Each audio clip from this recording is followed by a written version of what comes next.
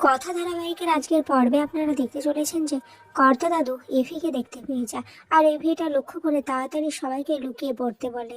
এরপরে এদিকে প্রথম রাউন্ড কম্পিটিশনে শুরু হয়ে যায়। প্রথম রাউন্ডে যে বলতে পারবে চোখ বাঁধা অবস্থায় কোন বস্তুতে হাত দিয়েছে সেটা, তাহলে সে এগিয়ে যাবে। মান্ডবীর চোখের পট্টিটা একটু লুজ হয়ে গেলে সে চোখের নিচ দিয়ে দেখতে পেয়ে যায় আর বলে দেয়। এরপর কথা আসার কথা তো খুব ভালোভাবে উত্তর দিয়ে দেয়। এটা দেখে এভি খুব খুশি হয়। কথা তখন মনে মনে ভাবতে থাকে, এখন আমি আপনার মন রাখার চেষ্টা করি, আর তারপরে ব্যবসা শুরু করতে গেলে আমি কথা তো পারমিশন নেব। এদিকে মান্ডি তো খুঁজে পাচ্ছে না যে কথা কোথায়। সে চিত্রাকে ফোন করে সব জানায় যে এভির সাথে কথা আসেনি, এখানে অন্য একজন মহিলা এসছে। এদিকে চিত্রা তো সন্দেহ করে বলে কথা তো বাড়িতেও নেই, তাহলে গেল কোথায়। এরপর মান্ডবী ফোনটা রেখে দেয় আর কথার পরের দিনের কম্পিটিশনের নোটসগুলো চুরি করার প্ল্যান করতে থাকে। অপরদিকে দেখা যায় কর্তা তো ঘর চলে এসেছে, আর এদিকে এভিরাও চলে এসেছে। এভি ভাবতে থাকে যে কিভাবে কথাকে ঘরের ভেতরে নিয়ে যাবে।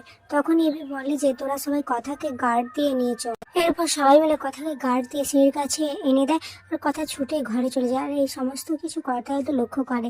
তিনি কর্তাইদাকে বলেন, আমি যেন কোনো একটা মেয়েকে দেখলাম। তখন কর্তাইদা বলে, তোমার মাথা খেয়েছো। এরপর কর্তা দাদু ওই ঘরের সামনে এসে বললে, কথা তখন বলে, ওটা আমিই ছিলাম। তখন এভি বলে, দেখেছিস তো এখানেও চলে এসেছে ঠিক। এদিকে রাতের বেলা এভি তো এসি চালিয়ে ঘুমিয়ে পড়ে, আর কথা যাতে রিমোট না পায় তাই লুকিয়ে দেয়।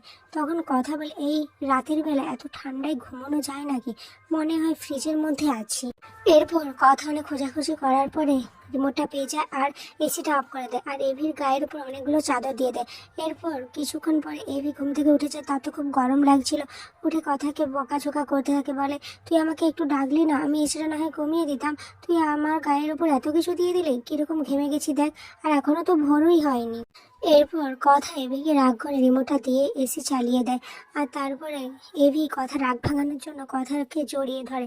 কথা তখন বলে, আমাকে একদম জড়িয়ে ধরবেন না, আপনি যান যে ঘুমোন। তখন এভি কথাকে আরও কাছে টেনে নেয়। এরপর কথা বলে, আমাকে কি আপনার উপর একটু রাগ করতেও দেবেন না। আসলে এভি জড়িয়ে থাকতে কথার রাগ ভেঙে গেছিল। এদিকে রাত্রিবেলা ম্যান্ডিও চলে এসে কথা নোটসগুলো চুরি করতে থাকে।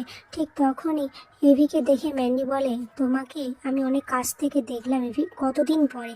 আর ঠিক তখনই এভি নড়াচড়া করলে ম্যান্ডি ভয় পেয়ে ছুটতে থাকে। আর ঠিক তখনই কিছু একটা গায়ে লেগে সমস্ত কিছু ফেলে দিয়ে চলে যায়। কথার ঘুমটা ভেঙে যায়। কথা ম্যান্ডিকে দেখতে পেয়ে যায় আর সবাইকে চিৎকার করে ডাকতে থাকে। কথা মেঝেতে ও নোটসগুলো পড়ে থাকতে থেকে বুঝে যায় যে মান্ডবী এসেছিল। এভি তখন বলে, আরে ও এসব করে কি জিততে পারবে নাকি। কথা তখন রেগে যায়। এভিকে বলে, হ্যাঁ ও তো আপনার না হওয়া বউ, তাই না। এভি তখন এবার কথাকে মানানোর চেষ্টা করে, আর ছোটকা তো কিছুই বুঝতে পারে না। এরপর জুনি ছোটকাকে সমস্ত কিছু খুলে বলে। আগামী পর্বে দেখা যায় কথা আদৌ কথাকে বলে, জানো ওই প্রতিযোগিতা একটা মেয়ে আছে যাকে হুবহু তোমার মতোই দেখতে।